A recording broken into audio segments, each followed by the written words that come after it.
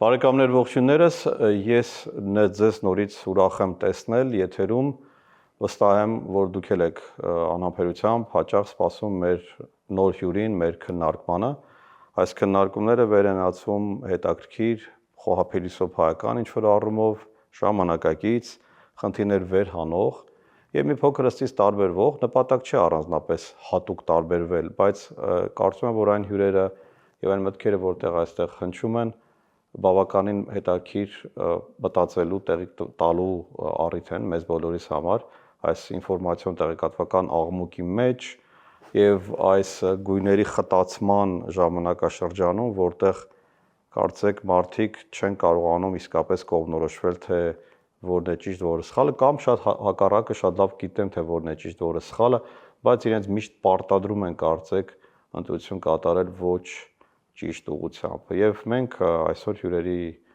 մեր բացառիկ հյուրերից մեկի միջոցով կփորձենք նորից անդրադառնալ կարևոր հարցերին, այսօր մի փոքր կանդրադառնանք մեր հայկական ըստ էության մի շատ կարևոր հատվածի Սփյուռքին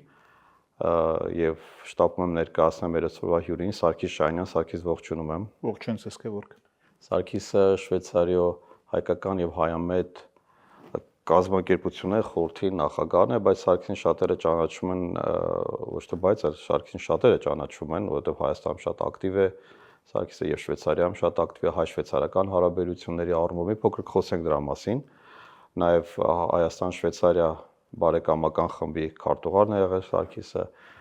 եւ մեծապես նպաստել է հայ-շվեյցարական եւ ընդհանրապես Սփյուռք-Հայաստան հարաբերությունների զարգացմանը։ Սարգիս, եւս մեկ անգամ շնորհակալություն եմ հայտնում։ Ես գիտեմ, որ դու արդեն կարծես թե հրաժարվում ես հարցազրույցներ տալուց։ Մոտենում ես այդ հատվածին, որ ինչու է դա պայմանավորված։ Դրա հետ պայմանավորված է, որ նախ եւ առաջ կարեւոր է սերունդափոխություն ապահովել։ Ես խորն հավատում եմ եւ արդեն խորհուրդը ինչի մասին խոսեցաք, այդպես կազմված է, որովհետեւ սերունդափոխությունը եւ այս ցիկլիկային հնարավորությունը ընդհանրապես ստեղծվի, այսինքն չհասկացվի, որ ուժային հասկացողությունը դա կքարանա մի անձնավորության եւ հավերժ, այլ դա գունենա մի ընդլայնացած հասկացողություն, որը կպատկանի ոչ մի անձնավորության, այլ մի քաղուտի, կամ մի խումբի, կամ մի ազգի։ Դե ճիշտ մոտեցում է գլոբալ առումով, բայց դա նաև պետք է նաև մի քիչ համեստություն չանել եւ ասել, որ շատ կարեւոր աշխատանք ես կատարում, շարունակում ես կատարել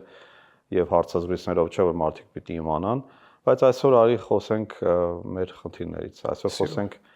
Շվեյցարիայի եւ ընդհանրապես հայկական Սփյուռքի դերակատարության մասին։ Կարծում եմ, որ շատերը, որում այստեղ եղած հյուրերը,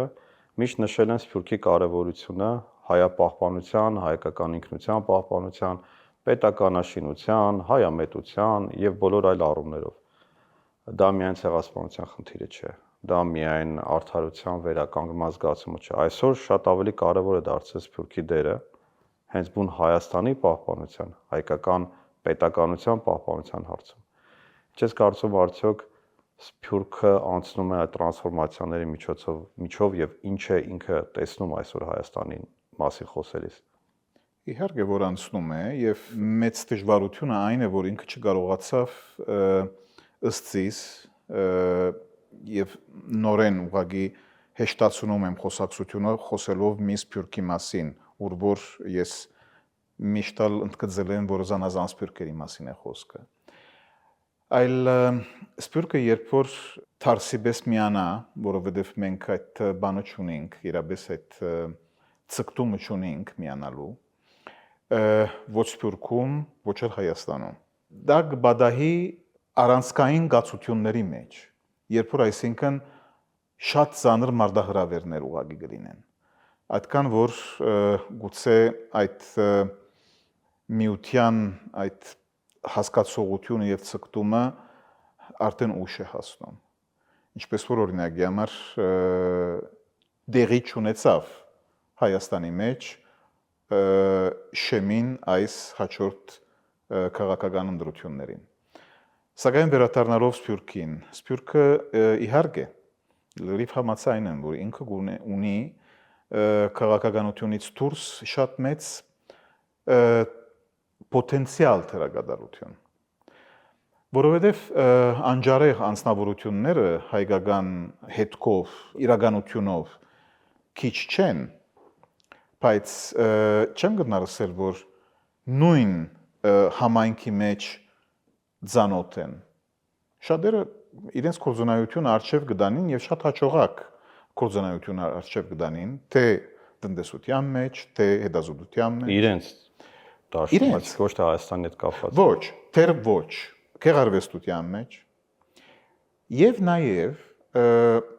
դարբերությունը այն է, որ իրենք թեկում ունին Հայաստանի թիկունք կանգնելու։ Հայաստանն է որ չի գա։ Այսինքն այդ բատկերը, որ ընդհանրապես Հայաստանը պիտի ստեղծեր, who is who, այսինքն հասկանալ թե ով ինչով կսպառվի եւ ինչպես կարողանա թիկունք կանգնել Հայաստանի։ Ես այդքան վստահ չեմ, որ լիովին դերի ունեցավ։ Եվ մի ուրիշ բան փոխվում է խնդիրը։ Այսինքն 5 տարվա ընթացքին ուրիշ երևույթներ դեղի ունեն մեջտեղ գելան, որոնք բոլորը իրենց մասին դերյակ չեն, շատ երդասարտներ կան, անջարեղ Հայաստանի մասին, սփյուռքի մասին է խոսքը։ Եվ որոնք խորն ցևով եւ անգերց ցևով միտված են աշխատել եւ իննբաստ դառնալ Հայաստանի,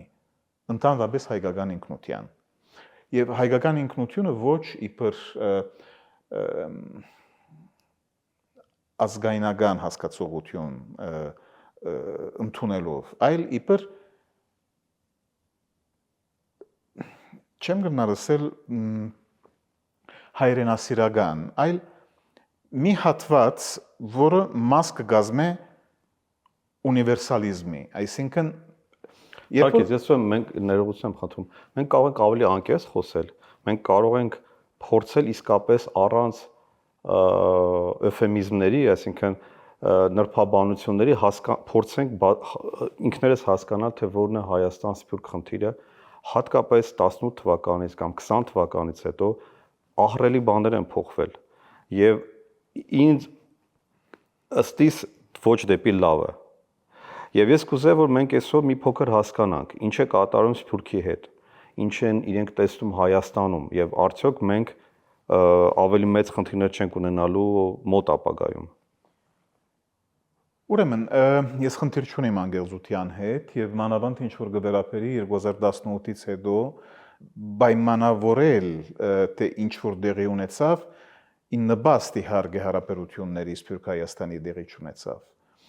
Որովհետև այդ ինչ որ սարկված էր իբր Սփյուռքի նախարարություն, դեվեց մի տարի եւս նոր վարչախումբի ընթացքի ադեն։ Եվ 2019-ին դա լուծվեց։ Իննբաստ անձնագետարի բարձրակույն հանձնագետարի Սփյուռքի հանձնագետարի որոշման կողմից, որը չկարողացավ եւ ընդհանրապես հագարակ վարվեց, որ այդ երկու բևերները ընդհանրապես միանան։ Գրնամ նույնիսկ ասել, որ ինքը եւ ինքը ուղղված էր, հենց վարչապետի կողմից ուղղված էր, որբեսի ընդհանրապես այդ խզումը դեղի ունենա։ Եվ իհարկե որ դա լավ բանի չբերեց։ Եվ այդ ինչ որ պիտի կարողանար դեղի ունենալ, այսինքն որ այդ ուժերը, այդ առողջ ուժերը թիկունք կանգնեին Հայաստանի, մանավանդ այդ առանցքային բահին, որը եղավ 2020-ի պատերազմի եւ 2022-ի եւ 23-ի հայատապման եւ էթնիկ զտման Ղարաբաղի ադեն, մենք լուր էինք եւ չկարողացանք պետք եղածեվով գազմագերբվել ունենալով մեր մեջքը Հայաստանի կառավարությունը։ Սա չկարողացանք անել։ Մենակ նիսեինք, մերգ էինք։ Բայց ինչպես է Սփյուռքում հանգիստ տանում Արցախի կորուստը, թե իրենց համար գլոբալ առումով այդքան էլ հետաքրքիր չէ։ Ով ասես, որ հանգիստ տանում է։ Ընդհանրապես հանգիստ չի տանում եւ շատ ծանր է տանում նույնիսկ, ատկան, որ հիվանդակին խնդիր դարձել է։ Սակայն Արցախի խնդիրը, այսինքն Արցախի գորուստը, հայատապումը Արցախից, սա վերջնական երևույթ չի, սա միայն մի սիմպտոմ է, մի իրականություն է, ավելի ծանր մի իրականության, այսինքն մենք ընդհանրապես հեռանում ենք մեր հնարավորություններից, որոնք են պետք եղած սևով մեր ինքնությունը պահպանել, բայց ոչ երևակայական կետնի վրա։ Սարգիս, մի օր ես ճիշտ հասկացա, դու ուզում ես ասել, որ Հայաստան-Սփյուռք հարաբերություններում պառակտում մտցնելը որոշակի ուղղորդված ընթացք էր, այսինքն հենց այնպես ուղղակի պատահական չստացվեց, հանգամանքների բերումով չէր դա, այսինքն դա հենց կոնկրետ այդ ուղղությամբ գնացին։ Գլոբալ առումով դա հենց ադրբեջանցիների եւ թուրքերի ցանկությունն է։ Պլանն էր նույնիսկ, ոչ միայն Թուրքերը ցանկությունը։ երկար տարիներ են հաճախ նրանք ովքեր գործի բերումով, այսինքն նկատի ունեմ աշխատանքային այցելություններ ունեցել են Ստամբուլ կամ Անկարա, նրանց հաճախ են պաշտոնյաները խոսում նա մասին, որ խանգարողը սփյուռքահայերն են, որ եթե չլինի սփյուռքը, հայերը եւ թուրքերը շատ լավ իրար հետ միշտ էլ եղել են, միշտ էլ իրանց հետ խանգարող են այդ մարդիկ, որոնք ուզում են իրենք ապրում են տաք Ֆրանսիաներում, Շվեյցարիաներում, Ամերիկաներում, բայց չեն ուզում որ դուք լավ ապրեք, սա այդ նարատիվն է, որ թուրքական կողմը հիմա էլ ադրբեջանական տանում է։ Հիմա ես ճիշտ եմ հասկանում, որ հայկական կողմը վերցրել եւ շարունակում է այդ գիծը։ Այո, եւ ոչ միայն, որովհետեւ Սփյուռքի ոչնչացում ավելի ճիշտ Սփյուռքի ոչ աստեցությունը Հայաստանի վրա, այլ համագործակցությունը Հայաստանի հետ, դա միայն մի մասն է այս ինքնության։ Այդ ինքնության մյուս մասը իհարկե եկեղեցին է։ Այսինքն այդ համագործակցությունը հայ-արաքելական եկեղեցու եւ բեդության միջև այդ տեսակ խզում ուղղակի ապրեց, որը նպաստում է միմիայն հենց Հայաստանի ինքնության հասկացողության մասին։ Մի քանի վերնակուլուխներ բացեցիք։ Սփյուռքի խնդիրը, ինչպես որ ասեցի, միմիայն մի մասն է եւ ինձ շատ հուզում է այս եկեղեցական եւ հոգեվոր հենց բարակտումը Հայաստանի մեջ։ Այդքան որ մի վարչապետ նույնիսկ կցկտի թռնալ հոգեվոր հովիվ մի ժողովրդի հոն որ ինքը որևէ ցևով ոչ միայն իրավունք չունի այդ հատկությունը ունենալ, ոչ միայն իրեն գերբարը ցույց չի տալի, որ ինքը այդ հատկությունը ունի, այլ սահմանադրությամբ ինքը այդ հնարավորությունը չունի։ Դա ընդ որում բոլորը գիտեն, բայց ի՞նչն է տարօրինակ, որ Սփյուռքում եւ դա ես կուզեի հարցնել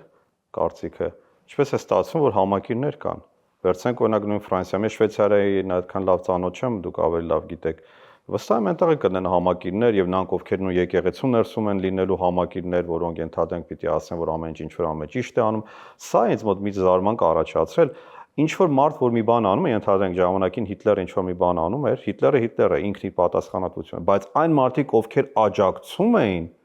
այն մարդիկ, ովքեր իրականացնում էին այդ ամեն ինչը, պակաս խնդրիկ չի, ես եթե շատ մեղմ արտահայտվեմ։ Կաթողիկոսները նույնը չեն։ Օրինակի համար, եթե Վասկեն Կաթողիկոսը այսօրվան օրս ինքը կհագալեր հայ-արաքելական եկեղեցու կակատնագետը, այդքան թյուրությամբ չի պիտի կարողանար հասնել վարչապետը, ես չեմ կարծում։ Այսինքն չէ, ես վստահ եմ, որ մարդիկ տարբեր են, բայց կարծում եմ, որ այստեղ նույն Վազգեն Սարգսյանը ենթադրենք եթե ողջ լիներ, Մոնթեն եթե ողջ լիներ, իրանց նույն կերպ հերոսից դարձնելու են հակահերոս։ Պիտի փորձեին, բայց չի պիտի կարողանային անել, որովհետև իրենց կերպարը այդքան հզոր էր, որ նույնիսկ փորձելը փորձողի թիմակիցը պիտի վարգապետեր։ Իսկ այսօր վստահ չեմ, Սարգիս, արդեն վստահ չեմ։ Սա իմ բանն է, իմ մոդեցումս է։ Չէ, Երանի այդպես է, որ ինձ թվում է, որ մարդիկ երբ որ փորձում են այդպես անցնել բուլդոզերի նման ամեն ինչի վրա, իրենց համար միևնույն է այլևս։ Ավելի ուղղակի դժվար կլներ միգուցե, բայց կվարկաբեկեն, կխփեին, կհարվածեն, կհեղինակազրկեին, կփորձեն ամեն բան անել, կմեկուսացնեին։ Ի վերջո Հայաստանից դուրս կհանեն, եթե ուրիշ բան չստացվեր։ Ես կգարձեմ, որ կփորձեին, անոր վրա գասկած չկա, բայց որ կհաջողվեր,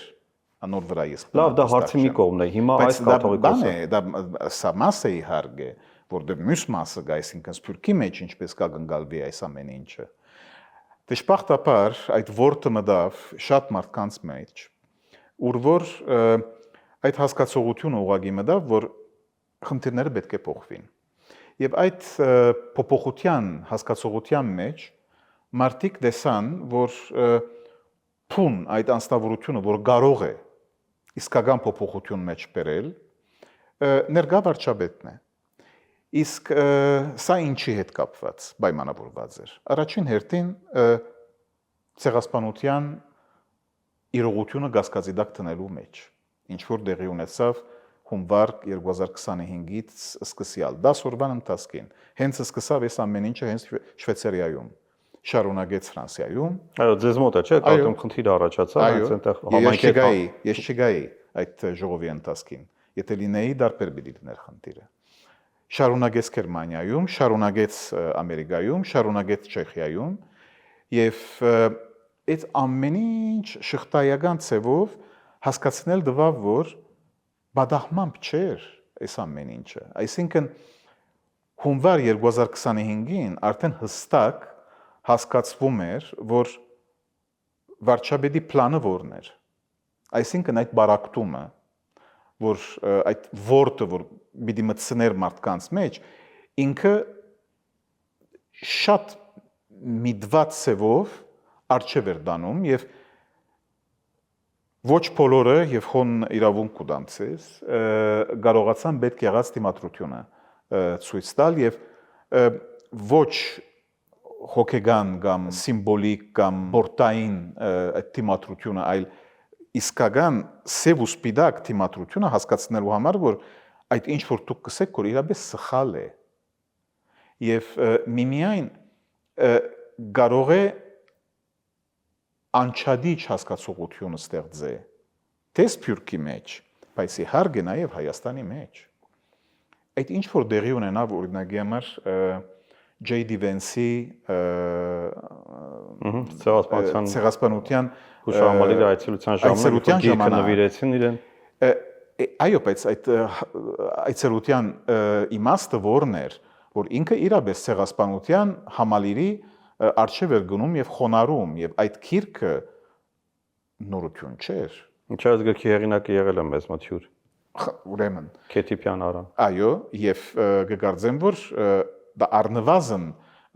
հասկացողություններ այդ նույնությունը անցկացնելու, որ ինչ որ Ղարաբաղում տեղի ունեցավ, իհարկե որ ցեղասպանություն էր, որտեղ միմիայն հայաթափում չէր։ Հոն մի քանի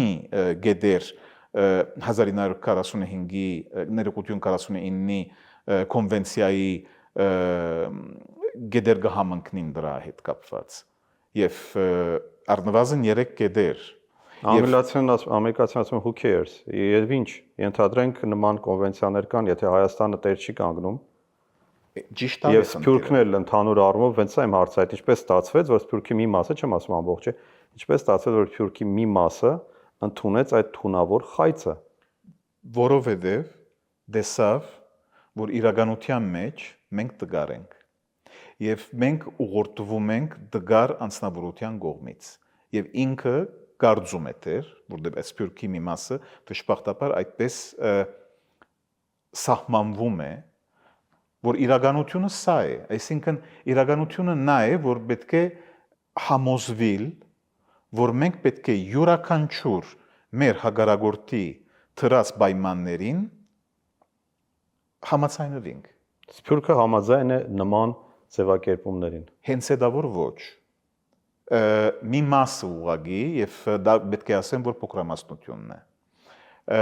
Այդ անձնավորություն նայեցեք ինչ կատարվեց թե Զվիցերիո մեջ, թե Ֆրանսիայի մեջ, թե Գերմանիո մեջ, այդ բոլոր անձնավորությունները, որոնք հրավիրվեցան, բոլորովին կապ չունեին համայնքի հետ։ Անձնավորություններ էին, որոնք անշատված էին իրականության համայնքի։ Եվ սա արդեն հասկացնել տալիս է, թե ինչպես վարչախումբը փորձում է այդ երկույությունը ստեղծել նույն սփյուռքի մեջ անչադելով այդ անձնավորությունները, որոնք ոչ հասկայնական տեսակետը արժև գտանին, այլ ինքնության հասկացողության տեսակետը կպաշտպանեն, որ հագարակ են ընդհանրապես բարդվողականության փիլիսոփայության, ոչ որ մենք ռեալիստ չենք, մենք հասկանում ենք, պատերազմ գործունեությունք, սա է իրականությունը։ Իսկ պատճառները հետաքրքիր չեն։ Մեկ վարյան, սա ուրիշ պատմություն։ Բայց մենք պատերազմ գործունեությունք եւ այդ պատերազմի գորուստը պետք է ունենար որոշ հետևանքներ։ Ամենակարևոր հետևանքը այն է, որ մի վարչապետ, որը զինյալ ուժերը ղեկավարի այդ պատերազմի ադեն եւ պատերազմը գորուսություն է, հաջորդը պետք է հրաժարական դա։ Իսկ հոս ոչ միայն այդպես չեղավ, այլ ինքը ամեն ինչ արեց, որպեսզի իրեն աթոռը կարողանա պահպանել։ Բայց սա է հարցը, որ Սփյուռքը ինչպես է կարողանում դա հանդուրժել եւ իրեն ընդունել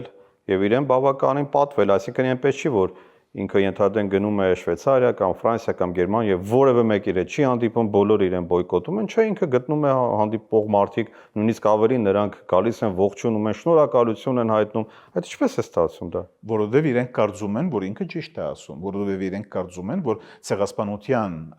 իրողությունը հիշացնելը դա սխալ բան է։ Դա պետք է արդեն ադակտա, այսինքն լավ ցեղասպանություն մի կողմ թողնենք, բա Արցախի կորուստը։ Նույնը խնդիրը հենց է դա։ Այսինքն երբ որ մեկը հայության իրողությունը չի հասկանում նախ եւ առաջ ինչ որ կատարվեց Նախիջևանում, ինչ որ կատարվեց Արևմտյան Հայաստանում, ինքը չի գրնար հասկանալ, թե ինչ կատարվում է ընդհանրապես Արցախում։ Շատ հստակ է խնդիրը։ Այսինքն մեկը որ այդ իղծեն մերգացավ, ինքը կմերգանա մյուս բոլոր խնդիրներին եւ հաջորդը Հայաստանն է։ Որովհետեւ երբ որ մեր հագարագործը կխոսի Արևմտյան Ադրբեջանի մասին եւ վարչախումբի կողմէ որևէ մի հստակ հագարակ կեցվածք չի ցուցաբերվում, սա կնշանակե, որ հոսքը արդեն գծված է։ Նրա համար եմ ուզում ասել, որ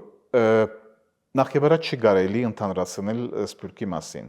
ինչ որ դուք ասում եք, դա միայն մի փոքր մաս է։ Փաստը այն եղավ Փարիզի 11 եւ 12 ապրիլի հանդիպումը համակումարը Սփյուռքի, որ 26 երկրներից մարդիկ ուղղակի հավաքվեցան եւ ոչ մի կուսակցության, այլ զանազան գազམ་ակերպությունների, ես օրինակ եմ ոչ հագա, ես կուսակցական չեմ, ժամանակին հագա կուսակցական էի, բայց փոխեցի իմ ինտիրկս։ Բայց ես կուսակցական չեմ, ինչպես որ ես շատ ուրիշներ, բայց մենք ունեինք ասելիք։ Մենք ունեինք ասելիք ոչ գույր ցևով, օրինակի համար ինչ որ գդրապերի եկեղեցվո թիրքը եւ թիրքորոշումը քաղաքականության հետ սպառվելու, ես բոլորովին հագարակ էի եւ ասեցի, որ նաեւ սա եղավ մի բادرվակ, որովհետեւ եկեղեցիի դեմ հարցակում կարողանա տեղի ունենալ։ Բայց ընդունում են, որ հարցակում կա եկեղեցու դեմ։ Իհարկե։ Դա հստակ ձևակերպված է։ Ոչ միայն հստակ ձևակերպված է, այլ անունազգանուն դրված է, թե ով է իրականացնում եւ ինչու է իրականացնում։ Եվ սա է, որ նաեւ ադոր մասին խոսեցա եւ իմ գործընկերներս նաեւ։ Եվ Արցախի հայատապման հետ կապված կան շատ կարևոր եզրներ, որոնք իրավունք չունին ընդհանրապես անցնելու միջազգային իրավունքի խախտման հետ կապված։ Դու կարող ես մի պատերազմ գործունեած լինել, բայց անիկա ասել, չէ՞ որ փոքրամասնություն իրավունքներ չունի։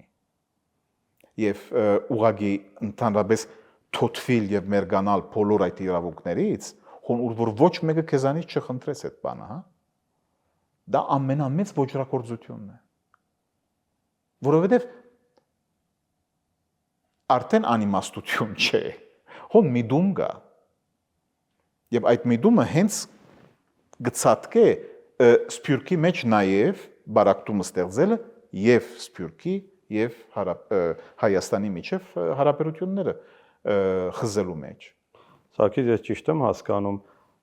ստացվում է, որ Հայաստանի իշխանությունը ձեռնտու է ունենալ թույլ սփյուռք, Այո։ Կամ նույնիսկ չունենալ։ ընդհանրապես չունենալ, այսինքն Թքած ունի դա ուղղակի լրիվ սփյուռքի վրա։ թուրքական այդ գիծն է, որ Բոլորովին։ սփյուռքը խանգարում է Այո։ եւ եթե չես կարող վերացնել, գոնե թույլատրու։ Դուք ասում եք ամբողջովին, մենք ասում ենք բոլորովին։ Ամբողջովին այդպես է։ Այո։ Այո։ Եվ սա շատ վատ լուր է։ Ոչ միայն վատ լուր է, սա իրականությունն է։ Սա մենք պետք է իրականությունը երեսին տեսնանք եւ երբ որ մի անց գշարունակի խաչագնկվել, ուղագի հասկացնել, փորձել հասկացնել դալով, որ փուն քրիստոնյան միայն ինքն է, ուր որ ինքը քրիստոնեական վարվելագերբով որևէ ցևով չի նույնացվում, սա ասել է, որ մենք արդեն հասանք այդ տեսակ հադագի, որը ով որ պատրաստ է ընդհանրապես իրեն օժանդակել, պետք է խորն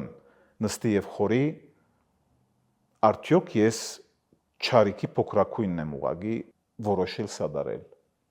Սա է մեր բանը, մեր հերանագարը սա է։ Ես չեմ կարծում, ես կարծում եմ, որ իբր գործունող ժողովուրդ, որտեղ մենք գործունեենք, զանազան պատճառներով, հետո եթե գուզեք կմտնանք այդ խնդիրի մեջ։ Բայց իբր գործունեող բևեր, մենք պիտի հասկանանք, թե մեր դեղը ուր է։ Բայց մենք չպիտի գործունենք նաև այդ ինչ որ չգործունեցինք։ Եվ սա է որ դեղի ունենում։ Մեր հագարագործը չի բավարարվում հա գրձելով մեզանից արժեքներ, որոնք մենք ունենք։ Միմիայն խողային մասին խողային դեսագետները չեն, հատվածները չեն, այլ մեր հոգևոր եւ քաղաքական իրավունքներն են։ Եվ էությունը սենց ունենց չէ, որ այս պլանը արչև եկավ։ Եվ եթե գուզեք գիտնալ, իմ խորն համոզումը այն է, որ այս պլանը չգծվեց Երևան։ Այս պլանը գծվեց Անկարայում։ Արտաքին գործերի նախարարի ցերքից։ Ական Ֆիդանի մասին է խոսքը, որ շատ լավ, շատ խելացի մոդեցում ունի, թե ընդհանրապես թշնամին ինչպես պիտի քայքայե։ Նայեցեք ինչպես գոմնորոշվեց Աբդուլլա Հոջալանի հանդեպ։ Մեգիկ իջացուց բոլոր իրեն պաշտպանությունները։ Մինչև որ ընդհանրապես իրեն զրոյացուց եւ մերգացուց։ Նույն բանը անում է Հայաստանի հետ։ Նույն բան։ Այսպես մի խոսք ասում է, եթե գողը տնից չլինի, եզը երթիկից դուրս չի գա, ինչը նշանակում է, որ եթե համագործակցություն չլինի ներսում, ապա անհնար է դրսից նման ծրագիր իրականացնել համաձայնեք։ Իհարկե։ Եվ այստեղ ամբողջ խնդիրը թե ինչու է սփյուռքը, թե դուք չեք կարող բոլորի մասին իմանալ կամ իրենց համար պատասխանել, բայց ինչպես է ստացվում, որ սփյուռքը գոնե տպավորությունը, որ ավելի շատ լռում է, քան խոսում է այս հարցերի մասին։ Գրկնում եմ, գուցե սա դպավորություն է, որովհետև իրականության մեջ ցայները, որոնք այս դիրքորոշման թեմ են գնում, շատ են, քերազանցում են, բայց բավարար չի։ Եվ ուղղակի հագարակ դիրքորոշում ցուցաբերելը նա էլ բավարար չի։ Մենք ամեն ինչ պիտի ունենք, որովհետեւ սա գշրել դանք եւ ոչ իբր միագողմանի դեսանգյուն, այլ իրապես քաղաքացուն մղել խորել դալու թե իրականության մեջ ինչ է դեղի ունենում իր շուրջը։ Այդ նույն քաղաքացին, որ 7 հունիսին բիդերտա եւ պիտի քվեարկե, ինքը իրավունք ունի ընդհանրապես իմանալ, թե ում համար բիդերտա պիտի քվեարկե։ Եվ հոս յուրաքանչյուրը ունի իրեն պատասխանատվությունը։ եւ երթալ քվեարկելու պատասխանատվությունը քաղաքացիական կարևորագույն սրբությունն է։ Ով որ չերտա, ինքը պիտի լիազորե, ուզե կամ չուզե, այդ անձնավորությունները եւ մանավանդ վարչախումբը, քանի որ վարչախումբն է այս պահուս, որ ամենաշատ դոգոսները պիտի ստանա, իրեն եւ պետք է թատրեցնենք մենք այդ դրամապանությունը։ Մենք պետք է այդ տեսակ կացությունը ստեղծենք, ուր որ 70-80 դոգոս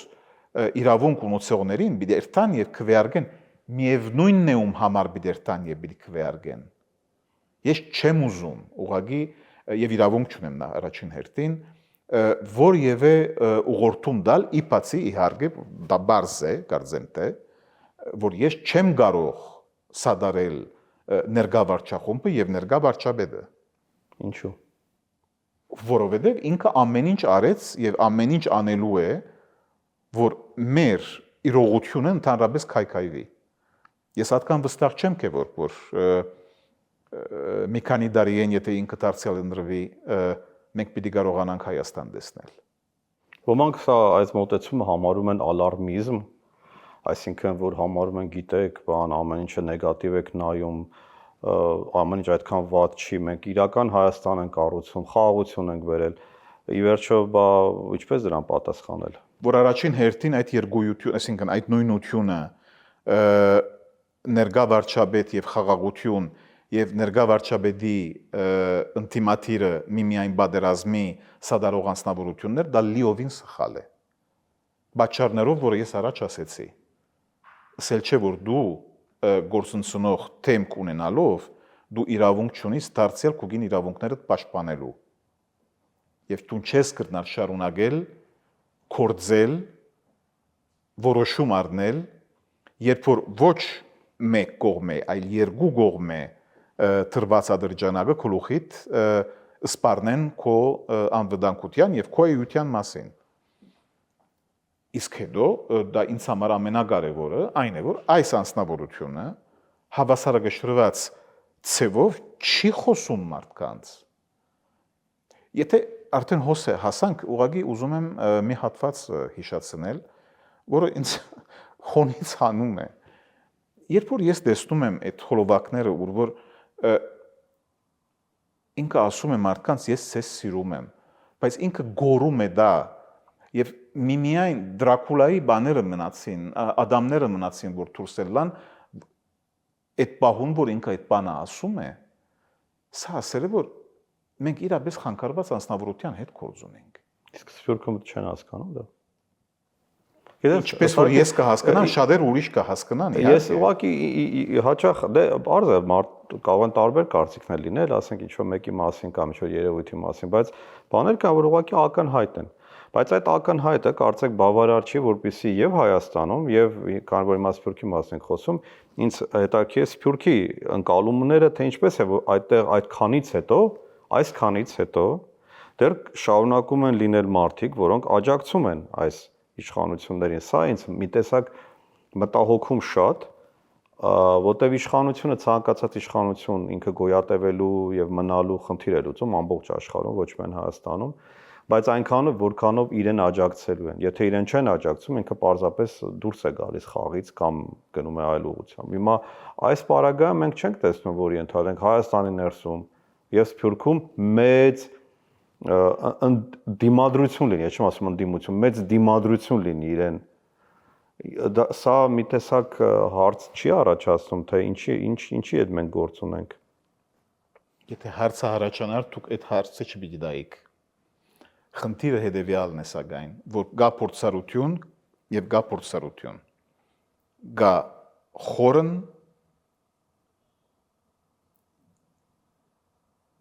մտածված փորձառություն եւ գա մագերեսային փորձառություն, քաղաքական փորձառության մասին է խոսքը։ Հոն ուր որ մագերեսություն գա, հոն ուր որ հասկացողությունը գնվազի, ընդհանրապես դեսլագանի մասին է խոսքը։ Եվ դեսլագանը գրկնում եմ, ասել չէ որ պետք է անպայման ազգայնական դեսլագան լինի։ Ազգային դեսլագան եւ ազգայնական դեսլագանի միջև հսկայական տարբերություն Կարող ազգայնակալ են, ես խնդիր չեմ տեսնում այդտեղ, արդեն չեմ տեսնում խնդիր, որովհետև այո, իհարկե շատ տարբերությունը մեծ է, շատ մեծ է, բայց այսօրվա այս խախտված բալանսի հավասարակշռության պայմաններում անգամ ազգայնականությունը որպես լուծումներից մեկն է, որովհետև եթե մենք չունենանք այդ կիրքը, հա, այդպես ասեմ, չեմ ուզում ասել մոլուցք, այլ կիրքը հայկականությունը պահելու, ազգայինը պահելու, որը համարում են ազգայնականություն, այսինքն nationalism, հա, ոչ թե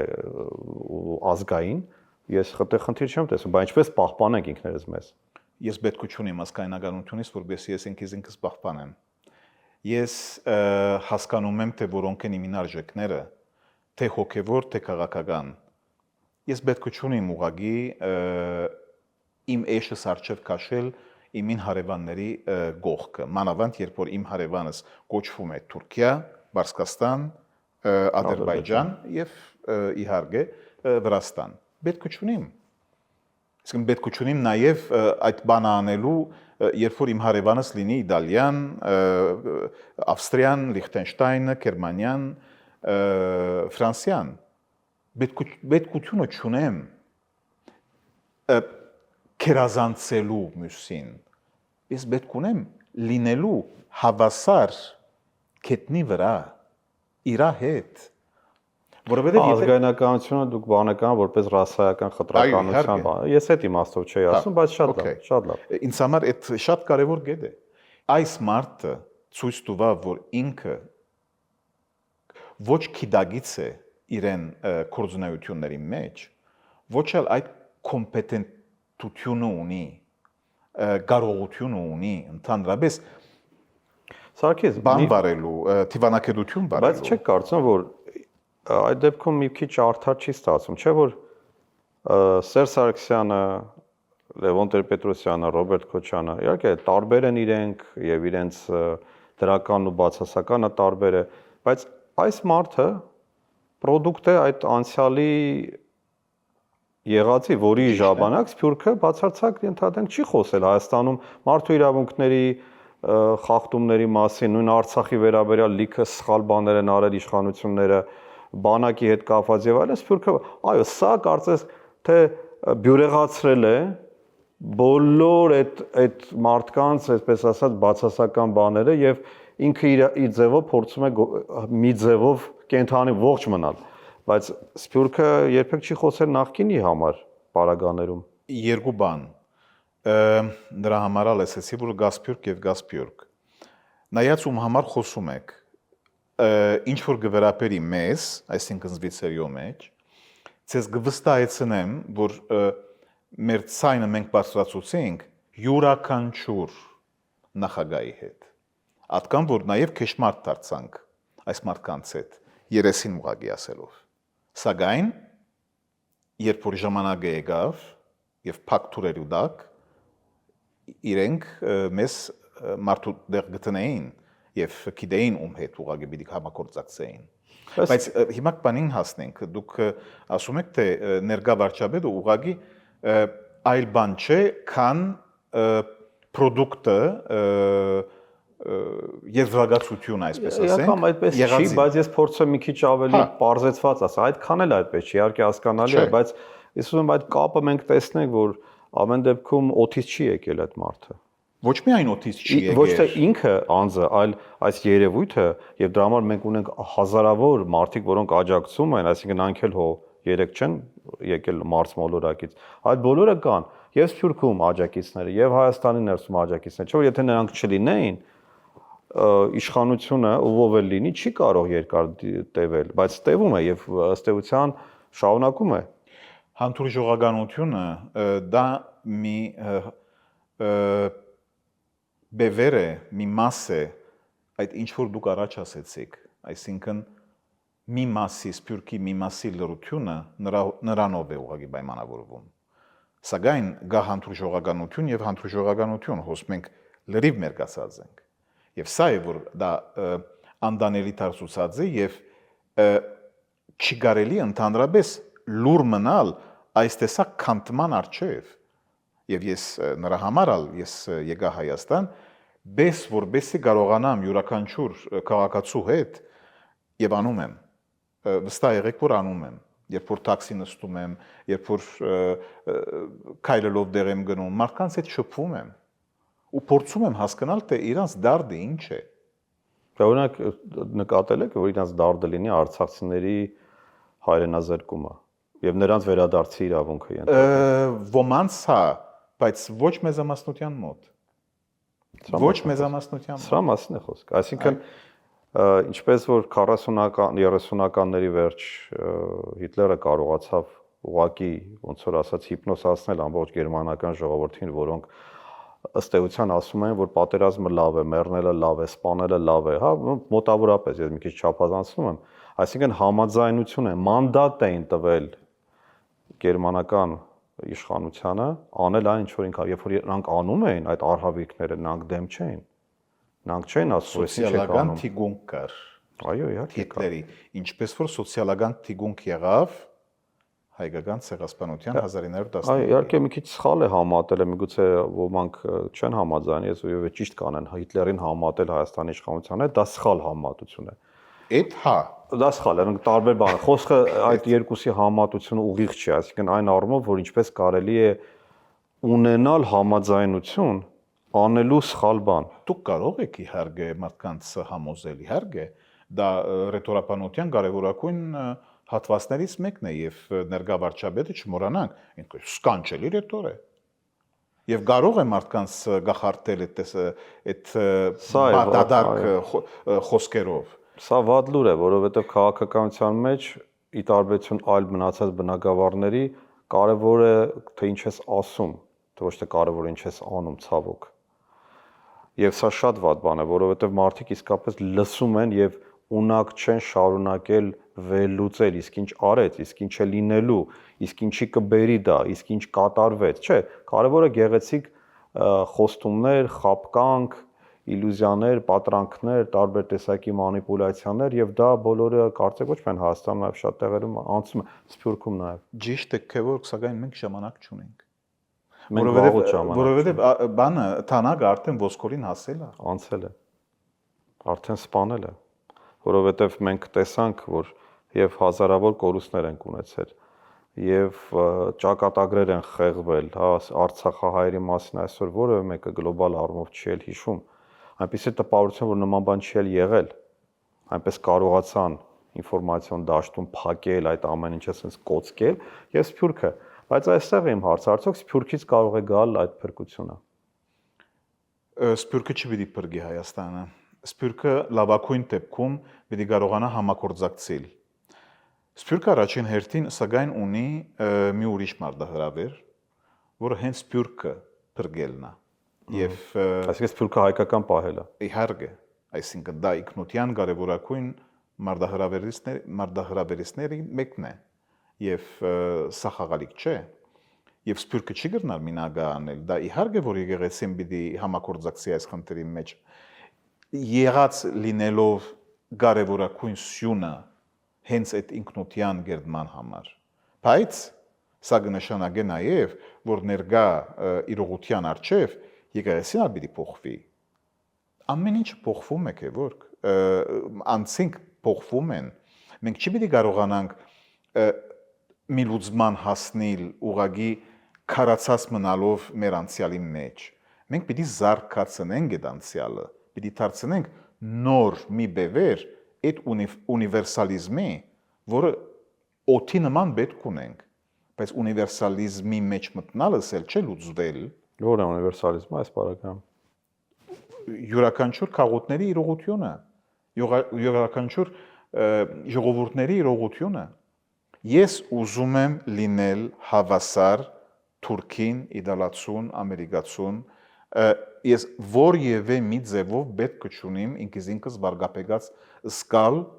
իրեն խոսելու ադեն։ Բայց դրա համար միայն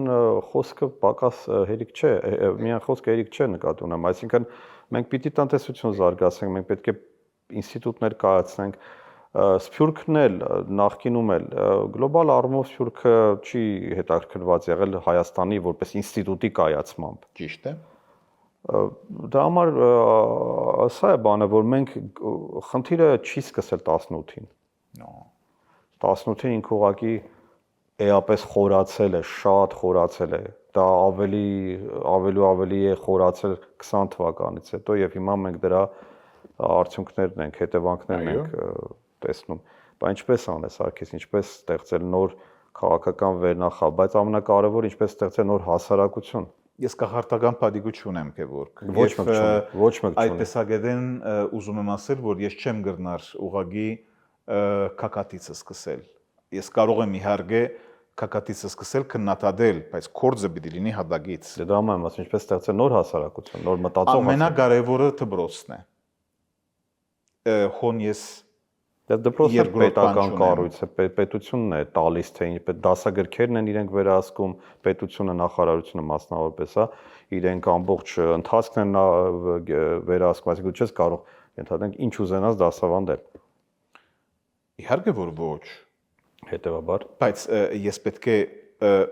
այդ վստահությունը դամ յուրաքանչյուր ընտանիքին, որ երբ որ իրեն զավակը կա եւ հաջող է այդ դպրոցը, ինքը պիտի ունենա առնվազն այդ բարձրակույն գրթությունը, որ ինքը պիտի ստանա, եթե երթա ոչ հայկական դպրոցի մեջ։ Եթե ես այդ նույնությունը կարողանամ լուծել, այդ հանելուկը պաստորեն, ես արդեն կարողացա կարևորակույն եզրակացության հասնել։ Եթե ես այդ վստահությունը կարողացա մտցնել մարդկանց մեջ, արդեն մնացորդը գալիս է։ Սա խաղալիք չէ տվապանության մեջ, աշխարհագրության մեջ, պատմության մեջ, այդ տեսակ գիտելիքներ դալ եւ ցևը ինչպես որ դրվում է այդ գիտելիքները ներարգել մի նորաստեղծ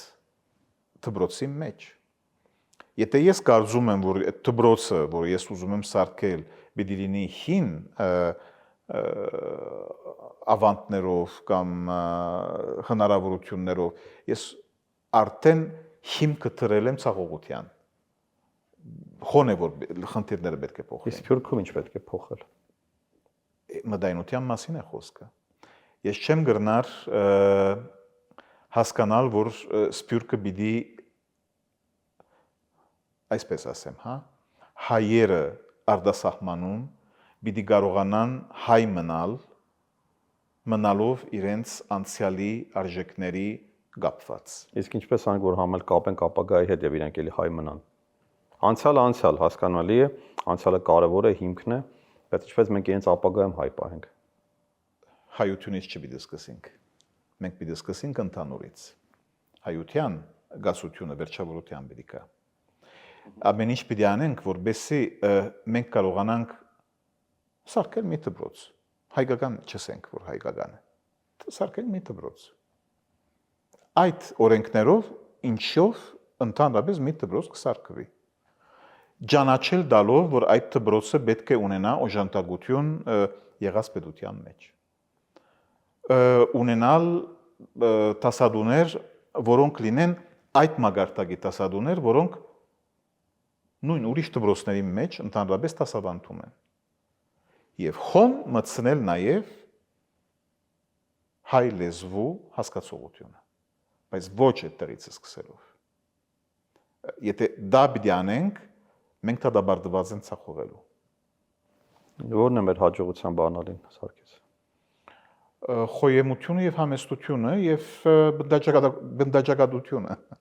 Ես ուրիշ բան չեմ տեսնում։ Այսինքն մենք ինչի հաշվին ենք գոյատևելս քեզ։ Մեր խելքին։ Իրական, եթե ես նայում եմ մեր պատմությանը, եւ սրա հետ շատ-շատերն են համաձայնել եւ ասել, ուզում ասեմ, սա իմ միտքը չի, որ մի քիչ տարօրինակ է, որ մենք հասել ենք մինչեւ 2026 թվական։ Այն խոսքը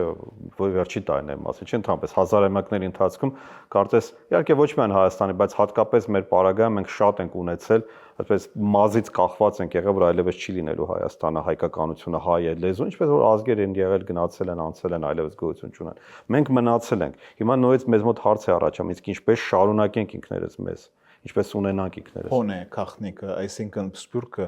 պետք է չէ իրեն դեսլագանը գաբե անպայման Հայաստանի գոյության հետ, Սփյուռքը պետք է մնա այդ ինչ որ հայ առաքելական եկեղեցին իբր ոչ pedagogan մի գարույց շարունակել է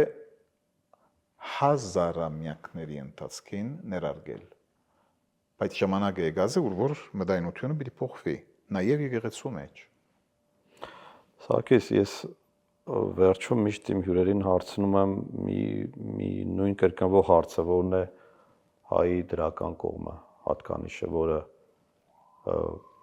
այդպես ոչ դասական հյուրընկալություն, հյուրասիրություն, որն է քեզ, որ բնորոշում է մեզ, եւ լավ կներ, որ մենք դա ավելի մեծացնենք, զարգացնենք։ Անջարեղությունը։ Հանճարեղությունը, կարծում եմ, որ գենիալ լինելը, այսինքն տրամարենք այս վիճակին։ Այնքան հանճարեղ ենք, որ կորցնելով գնում ենք անընդհատ։ Այո, բայց նաև այդ հանճարեղության երեսից է, որ մենք կարողացանք կոյադևել։ Եվ սա է, որ ստեղծեց նաև այդ իրողությունը, ինչին հետ կապնվեցավ ոմն XY հայը։ Հույս ունենալով հայկական լեռնաշխարհից դուրս, այսինքն այդ տերիտորիան, որը իրապես էներգիայով կարող է սնել մարդկանց, եւ ես ամեն անգամ որ գուքամ Հայաստան, ես ուրիշ մարդ կդառնամ։ Ես կվերածնվեմ։ Գսկամ, որ այդ էներգիան մարդկանց դեղվու ուդելիքի նույն մասիսը դեսնելով այդպես լեցվում է իմ մեջ, այդքան այդ տեսակ հարստություն է դալիս, որ նույնիսկ երբ որ հիվանդ կամ ես կբարելավվեմ բանցևով, մարդնային տեսակետեն եմ ասում։ Եվ նրա համար ես կարծում եմ, որ մենք պետք է մեր վրա վստահություն ունենանք, մի բան պիտի փոխենք ուղղակի, այդ նախանցությունն է։ Այսինքն մեր հենց գողքի եղած անձնավորության հանդեպ նախանցությունը, որ ինքը կարողացավ մի լայք ավելի ստանա, 10 լայք ավելի ստանա, ինքը կարողացավ ընդհանրապես լսվել դալու ինքից ինքը, որ ես չկարողացա, գուցե պատճառ կա, գուցե այդպես է ճիշտը, գուցե երկուքն ալ կարևոր են, գուցե ընդհանուրը կարևոր է եւ ոչ անձը։ Դա գիտակցության փոփոխության մասին է խոսում, դա պիտի լինի։ Հետաքրքիր ձևակերպում է, գիտես, հանճարեղություն։ Ես իհարկե երկար կարող եմ խոսել եւ տեսնել հայկական էթնոսի դարերի, հազարամյակների ընթացքում իր այդ կենսունակությունը, այդ կարողանալ հանճարեղ, ինչպես դու ես ասում, լուծումներ գտնել, լավ կլներ, որ մենք կարողանայինք պետության, պետականաշինության մեջ այդ հանճարեղությունը կիրառել, ինստիտուտի, հա, որպես կառույցի մեջ, որովհետև մի բան է, որպես մարդ, որպես ընտանիք, որոնք մենք տեսել ենք եւ ցեղասպանությունից հետո ինչպես են կարողացել այդ քո ասած հանճարեղ ձևով վերածնվել, արթնանալ, բայց մեկ այլ բան է, որ այդ վերածնունդը պիտի լինի պետության համար, պետության ներսում, ուժեղ պետության ներսում։ Շատերը համատում են օրինակ Սփյուռք պետություն հարաբերություններ, որպես օրինակ բերում են Իսրայելը։ Ասում են, տեսեք, իհարկե հայկական իրականության մեջ մի քիչ բացասական վերաբերմունք կա Իսրայելին։ Ես հիմա դրա մասին չեմ խոսի, հա, ես դա չեմ խոսի, իհարկե դա այլ հարց է, բայց այդ կարծես արև շուրջը պատտվող մոլորակներ, հա, եւ այդ ձգողականությունը, որ ապահովում է պետությունը, եւ Սփյուռքը, որը գիտի նպատակը իր, թե ինչի համար ինքը կա եւ ինչու է ինքը կոչվում Սփյուռք, որտեղ չլինի Հայաստան, չկա Սփյուռք։ Ինչպես որ եթե չլինի արևը, չեն լինի մոլորակները, անմիջապես, մեխանիկորեն։ Խոն իհարկե ես մի քիչ տարածայնություն ունեմ, որովհետև նույնիսկ երբ որ Հայաստանը չգար, թարերու ադեն ուղղակի հայկական pedagoganություն չգար։ Հետո դարձյալ ստեղծվեց, դարձյալ քնած, բայց հայը միշտ մնացել էր։ Հայը, բայց ոչ Սփյուռքը, դա Սփյուռք չէր։ Սփյուռքը նա է, որը ուներ պետություն։ Չէ, իհարկե։ Ես հասկանում եմ ինչ նկատի ունես։ Եվ հայկական բարձրաբանտակից դուրս եղող հայերը իրենց կորձը արեցին եւ շատ հաջողակ ցևով։ Դե դա միայն այո, այսինքն դա միայն խոսում է իրենց նվիրումի, իրենց խելացիության, աշխատասիրության մասին, որը ես հիմա պրոյեկտում եմ արդեն պետություն ունենալու դեպքի վրա, եթե մենք ունենք պետություն, հիմա ինչպես ինքը պիտի կարողանա այդ ձգողականությունը ապահովել եւ Սփյուռքին նաեւ հավելյալ իմաստ հաղորդել։ եթե այդ բևեռացումը կարողանար դեղի ունենալ, ուր որ գա պետություն եւ գա Սփյուռք, ուր որ մեկը մյուսին կարիքը ուղղակի զգում է, այդ սերսած ուղղակի իրականանա, բայց այս պահուս այդ բևեռացումը չկա, այդ ցկողությունը չկա, եւ հա գոդրել այդ ցկողությունը դա շատ անիմաստ մոդեցում է, նույնիսկ Դա վտանգավոր է, ոչ թե անիմաստ, վտանգավոր։ Ոչ վտանգավոր, այլ ուղղված է մեր ազգի չնչության։ Սարգիս, շնորհակալ եմ շատ այս զրույցի համար։ Ես եմ շնորհակալ քեզ։ Ինչ շատ տպավորեց քո այն միտքը, որ ասում ես, որ դու վերածնվում ես, երբ գալիս ես Հայաստան։ Ես ուզում եմ, որ մեր հեռուստատողներն էլ իրենց մոտ այդ բանը ֆիքսեն, որ մեզ վերածնվելու կարիքը, հատկապես որ մենք ապրում ենք Հայաստան երկրում, ապրում ենք այս հրաշալի վայրում, որը բայց այսօր վերածնվելու կարիք ունի ինքնին։ Այն ինչ որ տեղի ունենում մեզ հետ, լավագույն լուծումը կարող ենք հենց դրան մենք ինքներս տալ, մենք ինքներս, եւ մենք ունենք այդ կարողությունը։ Մենք ունենք այդ մարդիկ, ինչպես որ Սարգիսը նշեց, այդ հանճարեղ մարդիկ, ովքեր կարողացել են անցնել դժվարությունները, նրանց պապերը անցել են այդ դժվարություններով, այսինքն առաջին անգամ չէ, որ մենք հանդիպում ենք նման դժվարությունների, բայց շատ կարևոր է, որ այլևս չսխալվենք այս հարցերում։ Եվ շնորհակալություն եւս մեկ անգամ, Սարգիս, այս կարևոր երևի թե, չգիտեմ, իհարկե չեմ ուզում ասել, որ սա մեր վերջին զրույցն է, որտեղ եթե դու չես հարցազրույցներ տալու, բայց կարևոր է, որ դու ժամանակ գտար քո այս զբաղված օրակարգի մեջ եւ հյուրընկալվեցիր մեզ։ Ինձ համար կարևոր էր, որ ես եմ շնորհակալ։ Շնորհակալություն ձեզ բարեկամներ եւ ամենակարևորը չվհատվեք։